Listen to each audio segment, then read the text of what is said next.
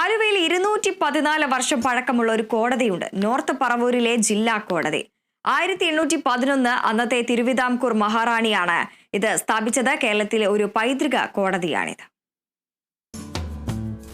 1811 അന്നത്തെ തിരുവിതാംകൂർ മഹാറാണി വിളംബരം ചെയ്ത് സ്ഥാപിച്ചതാണ് പറവൂർ കോടതി.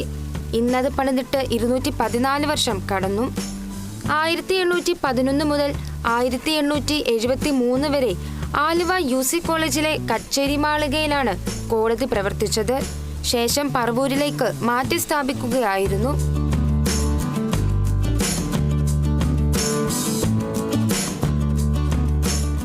സിമന്റ് ഇല്ലാതിരുന്ന കാലത്ത് മണലും കുമ്മായവും ചേർത്താണ് ഇത് പണിതത്.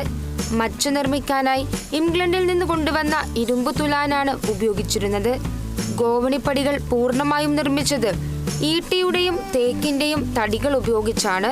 1984 ഇന്ത്യയിൽ ആദ്യമായി നീതിമേള നടന്നതും ആദ്യത്തെ ലോക അദാലത്ത് നടന്നതും പറവൂരിലെ ജില്ലാ കോടതിയിലാണ്. Kerala vision news, Kochi.